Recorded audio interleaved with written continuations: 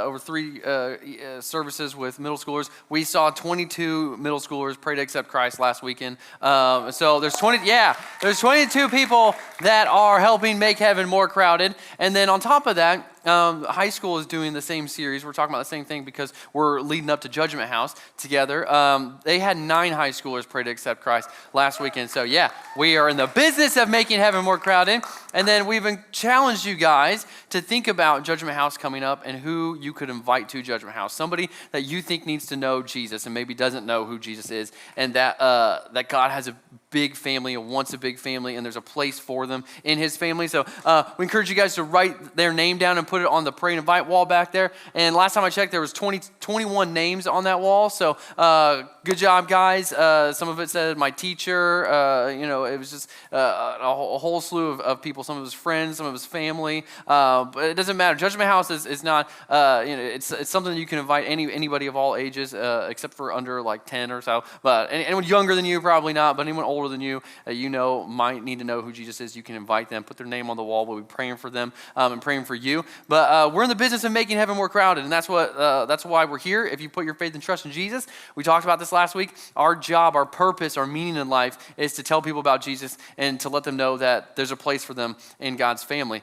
But it's kind of a funny title. It's a little bit of a paradox because we'll actually never make heaven more crowded, because Jesus told us in John chapter 14 verse 2 that there's more than enough room in my Father's home. So we're never actually going to make heaven more crowded. So it's kind of a fun way to talk about it. But there's always going to be enough room. There's always room for one more person. And last week our focus was on ourselves, okay? Let's talk about us. We all love to talk about ourselves. Maybe, I don't know, maybe you don't like to talk about yourself. But we want to focus on us because we wanted to answer the question, how can you know for sure that you're going to heaven? Because if we want to be a part of making heaven more crowded, right? We want to make sure that we are there first, kind of like the airplane. Put your mask on first before we're talking to other people and getting their mask on. So we want to focus first on ourselves and make sure that we know for sure that we're going to be in heaven. And we talked about how you can know for sure. And like I said, 22 middle schoolers and 9 high schoolers made that decision, and they can confidently say after last weekend walking out of this room that they know for sure they're going to heaven and why they know that they're going to heaven. But today we're going to shift our focus just a little bit, and we want to talk about other people, okay? I want to talk about this idea of the fact that God has called us, Jesus has called us to go tell people about Jesus and tell people about God. So we've really been called by Jesus to go share our faith with other people. And I know when I say we're called to share our faith, there's probably some shared tension in that idea and in that thought. And I get it. I think that's perfectly normal. But I think the number one reason people will not share their faith is fear. I think that is the number one reason why people will not share their faith, is because they're afraid. They're afraid to. And I think fear keeps us from doing all kinds of things. I remember there was a quote I heard one time. It was talking about our success in life and the things we want to accomplish. And it was like, people don't accomplish these things not because of failure, but it's the fear of failure, right? The fear keeps them from even trying. So fear holds us back in so many areas of life, but especially when it comes to sharing our faith. And for you, maybe it's fear of rejection. You're like, I don't want to be rejected for this. You're like, what if I share my faith and nobody cares? Like, that will feel kind of, I'll feel a little rejected in that scenario. But you're like, maybe you're like, what if people just don't want to be my friend anymore if I share my faith? Maybe you have a friend who's an atheist or agnostic, or they believe something else entirely, and they have told you what they believe. You know what they believe. They know what you believe, and you just don't talk about it.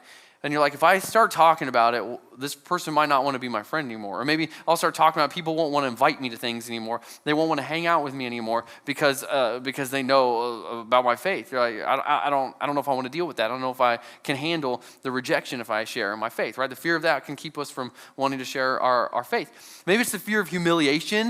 You're like, what if I mess this whole thing up? What if I make a fool of myself? What if I start sharing my faith and people ask me questions and I don't know the answer to those questions? You're like, I'm not a Bible scholar. I don't know the answers to most things in the Bible. Okay, what if I get in and people start asking me questions and I look like an idiot? Okay, I don't want to do that. And some of you, maybe you just feel like you have no idea where to start. Like, I don't know where to start. It's going to be clunky. It's going to be awkward. It's going to be humiliating. Okay, it's going to be embarrassing, and I don't want to face that. People are going to laugh at me. I don't want to deal with that. And the fear of being humiliated, sharing our faith, keeps us from doing it. Or maybe it's the fear of hostility, right? We live in a world that is openly hostile towards, and not just God and faith, but specifically Jesus, okay? If we're going to talk about Jesus, we live in a very hostile world towards Jesus. And maybe you've seen this play out. You have watched somebody else share their faith, and you watched how everyone kind of just like turned the hatred on towards them, right? You watch not just people get rejected, but maybe you watch people now go out of their way to make fun of this person and the faith that they shared. And you're like, I don't know if I want to deal with that. I don't know if I can handle being picked on because of this. And like you said, maybe it's all of the above. You're just like, I might be rejected, laughed at, and picked on for this, okay? Like, I don't know if I can do this. I don't know if I can share my faith. And if you're here today and for any reason, maybe it's not on this list I have here, I think there's lots of reasons we might not share our faith, but if for any reason you have not shared your faith, listen, I get it, okay? I've had lots of times where there was an opportunity to share my faith, and I didn't because there was something that held me back. This fear held me back. Maybe it was one of these things, maybe something else, but I think that's a very normal response. But here's the thing, guys. What if I told you that you could share your faith in a way that didn't have to be complicated? What if I told you you could share your faith in a way that you didn't have to worry about people asking you all the questions and you had to have all the answers? What if you could tell you could talk about your faith in a way that didn't lead to a theological debate? And what if you could talk about your faith in a way that you knew where to get started and knew how to navigate this? And the good news is, I think there is a way that we can talk about our faith. I think there is a way for us to talk about our faith in a way that's not complicated. It doesn't have to end in a theological debate, okay? And it doesn't really have to be all that scary. I think there's a way for us to share the good news of Jesus and to talk about our faith. But before I do, let me first tell you a story, okay?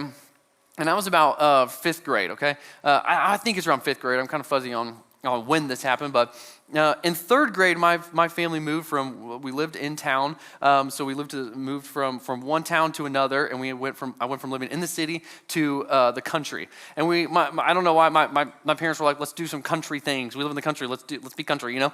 So at one point we had chickens, we had guineas, we had some goats, we had sheep at one point. I remember like watching shear the sheep, and I was like, this is crazy. We had a couple like cows. I raised a bull at one point, and one of the things that we had was horses. We had a couple horses. Actually, we had 3 horses. 2 of them were adults and were broken in, and then we ended up buying a colt, which is a young male horse who was not broken in yet, and the goal was that we were going to break him in. And so I had to learn how to ride.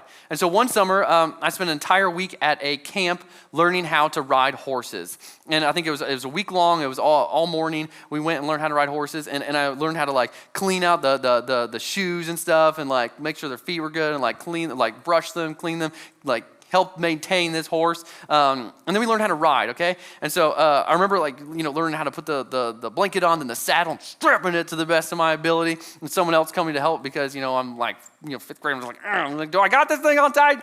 And then we got thrown up on these horses. Now, these were old horses, okay? So I got up there, I'm a little timid, I'm like, I'm on this giant beast, okay? And I'm like, I am small, it is huge. And so, they're like, all right, you got to kind of kick it to get it to trot. And I'm like, and nothing happens. So like, these are old horses. You got to kick them to get them. nothing. They're like, you got to kick these horses. I'm like, go, and it kind of like takes off a little trot. And I'm like, I'm doing it. You got to learn how to ride. You can't just sit up there and bounce, all right? You got to actually ride this thing. And so I did that for a week, and I felt like I was getting pretty good at it. And even towards the end, I think it was like maybe the last day or two, they were like, who wants to try bareback? And I was like, what's that mean? And they're like, no saddle. And I was like, let's do it. And so I tried it, bareback, no saddle, got up there. It was much harder, but I did it, okay? Kicked that thing. We were trotting around. I was like, I'm doing it. This is awesome. Well, camp ended, and I go back home. And I don't remember how long afterwards, my dad's like, do you want to go ride a horse? And I was like, yeah, let's do it. So we go out to where we have our horses and, put the blanket on the saddle, strap it as best I can. And then I get up on there, and we have like this little pasture. It's all fenced in. And my dad grabs the reins, and he's walking me out there. And we're walking, and I was just like, man, I'm used to trotting, I'm used to going a little bit faster. I can handle it. I've been learning how to ride a horse. I know how to ride a horse right now. I was like, Dad, give me the reins. I got this. And I don't remember if I had to convince him or not, or if he was just like, sure, go for it. But I imagine there's a little hesitation. Like, are you sure? Like, I know you've been learning for a week now, but like, are you confident you can take this horse and ride it? And I was like, yeah, I want to go fast. Like, we're just walking. I've been trotting for a week. I want to go fast. Let's do this. And so he gives me the reins, and nobody told me that on an old horse, you got to kick it really hard, but on a young horse, you don't need to kick it really hard. No one made that distinction for me. And so I'm like, got the reins, and I go, whop, on a young horse, and it just takes off like a bullet. My dad says from the back, my feet came out of the stirrups, and I'm just like, just hanging on, okay? And I learned how to stop it. I'm like, whoa, whoa, whoa, and it's doing nothing. This horse is not interested in listening to me, and it just takes off to the barn, runs all the way, and it's like, I'm sitting up really tall. The barn's right here, and I'm like ducking, trying not to get hit, and this thing just like runs back to the barn with me on it. And I hopped off that horse, totally blame my dad. They're like, this is all your fault. Like, I am never riding this thing again. To this day, I have never ridden a horse, and I have no interest in ever riding a horse again. I don't trust them. They're big, okay? Even now I'm taller, but they're big, all right? I don't want to ride one, man. Then here's the thing. For just a second, I want you to imagine that you are me, okay? You're on the horse, and the horse is life, and my dad represents our Heavenly Father, okay? Listen, God wants to walk with you through life. He wants to be with you in this life, and he wants to help you, right? He's holding on to the reins and walking you through life. And too often we tell God, I got this, give me the reins. But here's the thing, God wants to help us. He wants to help us and to guide us. And when we're ready, he'll give us the reins and let us go. But too many times we're like, I want to go fast. I want to do it now. I want to do it my way. I don't want to wait on you. I don't want to wait on your terms and your time and what you got going on. Just give me the reins. And we end up making a mess of life. Now, what does this story have to do with the talk today? Basically nothing, okay? Except I just taught you something about God. I taught you something about his character and that he wants to be with you. He wants to help you in life. He will be with you in life. And I taught you something, a little something about human nature, how we all too often take the reins from God. We want to take control and we want to do things our way, and we end up making a mess of our life. Listen, I just taught you some truths about God and some truths about life, and I did it by telling you a personal story. Here's the thing. When it comes to talking about our faith, one of the most powerful things you can do is to tell your story, is to talk about your story, talk about what has happened in your own life. And I want to take us to a chapter in the Bible. This is John chapter 9. But you can, before you put that verse up there, I'm going to give you a little bit of a backstory before we get to that verse. I want to show you. What's happening in this chapter, Jesus and his disciples are walking along, and they see a man. And the Bible tells us that this man had been born blind. So he'd been blind his entire life. And the disciples kind of kicked this whole story off by asking Jesus a question, kind of a theological question. They want to debate, okay? They look at this guy not as an object of mercy, not somebody who to go out of their way to show mercy to, but as somebody to talk about and try to learn some deeper understandings about life and God. And so they end up asking Jesus if this man was born blind because he had sinned, he had done something wrong, or if he was born blind because his parents had sinned, or someone in his family has sinned. Was he born, ultimately, what they're asking is, was he born blind because God was punishing him for something he had done, or something his family had done? Now, really, when you think about it, like that's not the case, by the way. Jesus corrects them and lets them know that is not, he was not born blind because of a sin. But wouldn't that stink? Like, wouldn't that be the worst if you were born blind or like paralyzed, or your ears didn't work, or something about your body didn't work, you had a bad heart, or like a gimp or something didn't work, right? And it was because somebody in your family had sinned, right? Somebody in your past relative, the grandparent that was no longer around, or great-grandparent, they had done something wrong, so God was punishing you. Wouldn't that just be the worst? But Jesus corrects him, and he's like, that's not the case at all. He's like, this man was not born blind because of anyone's sin. In fact, he tells him that this man was born blind so that God could get the glory. Not implying that God made him blind, right? We live in a broken world. Things like not being able to see and physical ailments and cancer, these things are part of a broken world. But he's saying because, right, we live in a broken world, this man was born blind, but God can work through his blindness, and you're going to see that God is going to get the glory from this man's story. So ultimately what Jesus does, he heals this man's blindness. But the way he does it, and he does it on a specific day. This day is the Sabbath. And the Jewish law, there was a rule that said that you don't work on the Sabbath. Now, the religious leaders had taken that law way too far, and it twisted it into something it was never meant to be. God showed us that he wanted us to rest and have a day called the Sabbath. And he showed us when he created the heavens and the earth. He created this world. He did it in 6 days, and on the seventh day he rested. Not because he needed to rest, but he was giving us an example to follow. Say, hey, there's a day of rest I want you to participate in. And so, but again, the religious leaders had taken it way too far. And Jesus, the way he healed this man, he like made some mud, just made some clay and like rubbed it on his eyes, told him to go wash. And the Pharisees were like, hey, that's considered work. You just broke this law. So instead of rejoicing and be like, what a crazy miracle had just happened, they bring this man in for questioning. And in fact, a lot of people didn't even believe it was this blind beggar, okay? They didn't believe it was the same guy. They thought maybe Jesus had like craftily switched somebody and like this was this guy's doppelganger or something like that. But eventually this guy, they finally are convinced this is the same guy. And he's like, hey, it's me. Like I am the blind guy. Like I'm the blind beggar that you've seen over and over again. Like I am that person. And they're just so fixated on how. They want to know, how did this happen? Give us the details. And he's like, I can tell you how this happened. Some guy came and like put mud on my eyes, told me to go wash, and I washed and I could see. And they're like, yeah, but how? And he's like, I just told you how. Like this is what he told me to do, and I did it, and I can see. And they're like, well, who is this guy? And he's like, I don't really know. It's some guy called Jesus, okay? And they go on, and eventually they bring this guy's parents in. They interrogate his parents. They're like, is this your son? Yes. Was he born blind? Yes. How did this happen? They're like, we don't know. Ask him. He's an adult, okay? They're like, leave us out of it. So then they bring this guy back in. Finally, they get to the point where they're trying to, I don't think they cared about the details. I think they had already made up their mind that Jesus was a bad dude and they needed to get rid of him. So they're just looking for a way to pin something on Jesus, something that they can get him in trouble with Rome, and then Rome will execute him for whatever. They're just like, we just need to find something. So they tell this man, they're like, listen, we know that Jesus is a sinner, okay? And they're just making stuff up. They're just throwing it all out there, hoping something sticks. They're like, we know he's a sinner. In John chapter 9, verse 25, we get this man's response. He says, I don't know whether he is a sinner, the man replied, but I know this. I was blind, and now I can see. Listen, this man is not baited by the Pharisees, and he's not baited into a theological debate about Jesus. He's not baited into talking about Jesus' character and who Jesus is, because honestly, at this point, he really doesn't know who Jesus is and know much about Jesus. He knows this information is way over his head. All he tells these guys is what he knew. He's like, all I can tell you is I was blind, and now I can see. And the only difference is I met a man named Jesus. And like I said, I think the Pharisees missed this because they thought they knew who Jesus was, and he was a bad dude. And so they're focusing on the how. We want to know how this happened because I think in their mind, the detail they were looking for, the slip up that Jesus made, or the thing that they could try to pin on him was going to be in the how. They already think they know who this is and who Jesus is. He's a bad guy, doing bad things. He's blaspheming. He's not the Son of God. How dare he, right? They're like, tell us how, tell us how, tell us how. And they get caught up in this how. And I think that's pretty normal. They focus too much on the how and not the who because I think they thought they knew who the who was. And again, this guy is just telling them, he's like, listen, I can't answer your questions of how. What I can tell you is that I was blind, now I can see, and the only difference is Jesus.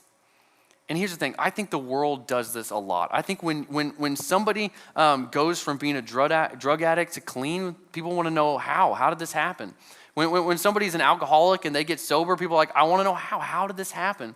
When someone's addicted to pornography and they get free from it, people want to know how. How did this happen?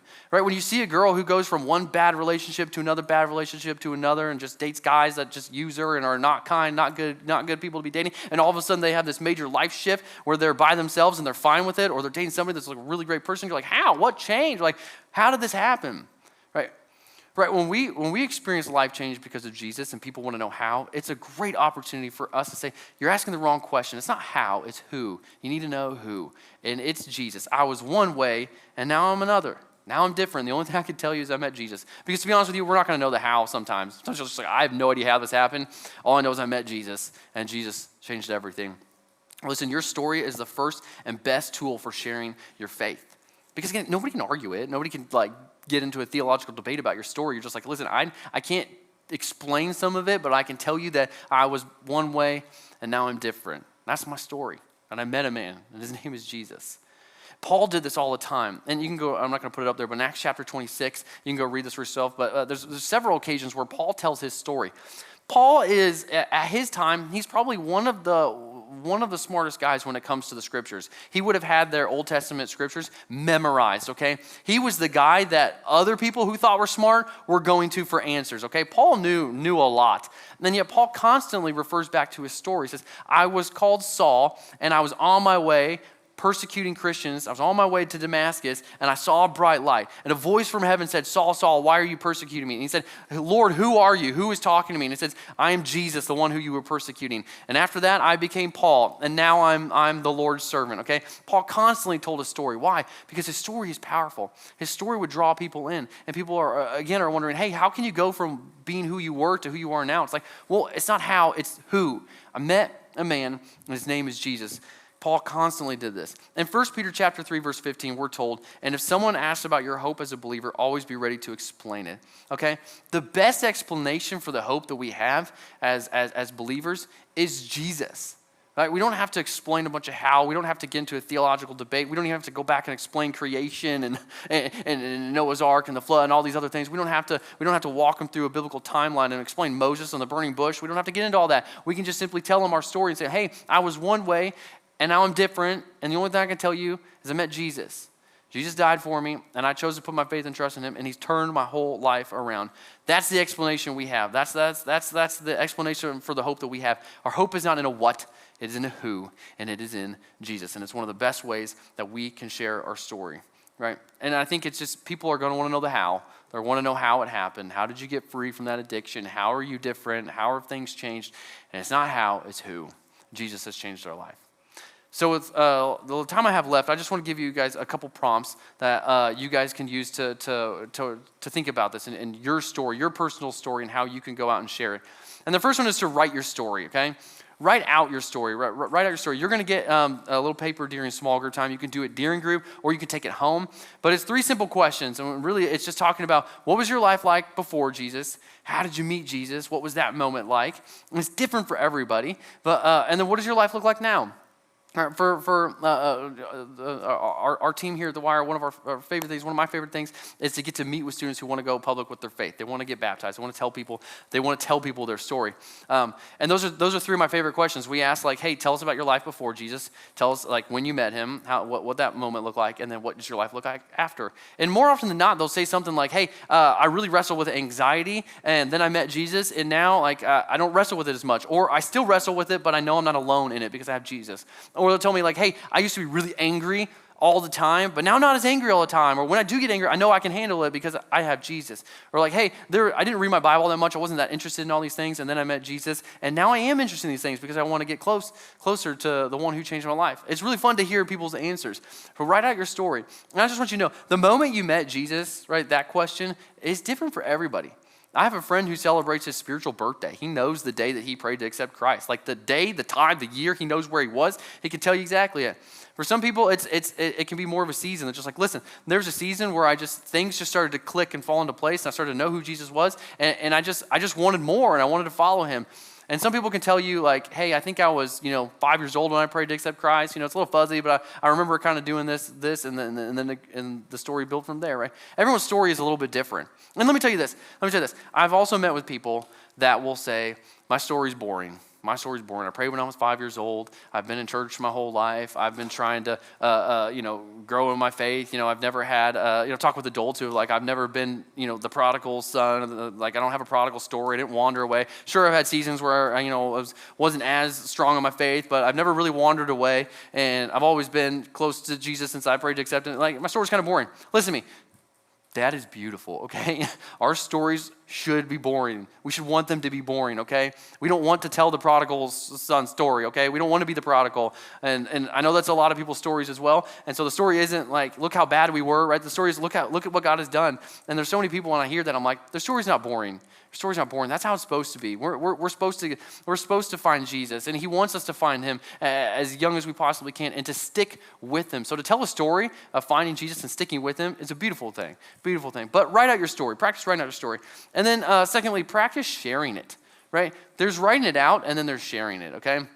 Once you've got it written out, find somebody you're close to. It could be a parent, a grandparent, your small group leader, a close friend, somebody you're close with and comfortable with, and then tell them your story. Say, hey, this is what I've written down. This is what it was like before I met Jesus. This is when I met him. This is how that season looked like. And then my life now.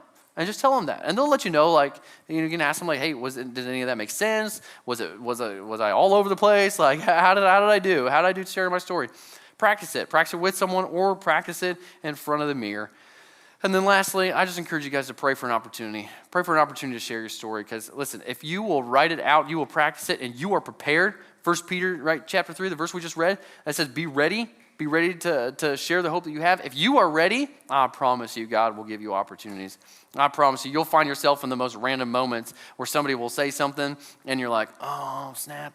I think this is the time and that fear is going to set in. But listen, push past that fear, share your story, look for people who are hurting and who maybe your story will connect with them and help them. Because I promise you, your story is the first and best tool for sharing your faith. And if you practice it and you're ready, God will bring you opportunities. And listen, I would love to tell you that John chapter 9, that the guy didn't face any pushback for sharing his story.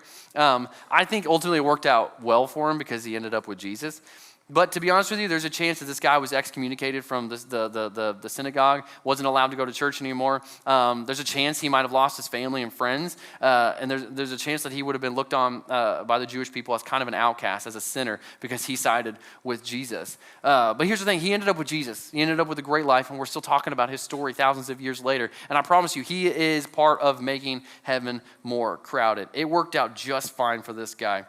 But listen, I want to share with you John chapter 9, verse 35. It says, when Jesus found out what happened to this man, it says he went and found him. So Jesus heard, somebody told him, hey, you know that guy that you healed? He got interrogated by the church leaders, by the Pharisees. He's actually, he stood up for you, sided with you, like he did a great job, and they've kicked him out. He's no longer got his friends and family around. His life is all over the place. It's in pieces. And Jesus went and found him. Listen, I promise you, if you will be brave and share your story, Jesus will come and find you. He will be with you in it. And Jesus also told us in his Gospels that if we will acknowledge him publicly on earth, he will acknowledge us before his Father in heaven. Listen, great things come from sharing your story. Great things come from sharing your faith and talking about Jesus. And sharing your story is a great place to start. If you don't know where to start with your story. If you're worried about a theological debate, start with your story. If you're like, I don't know all the answers, I don't think I can answer all the questions that are going to be rapid fired at me possibly,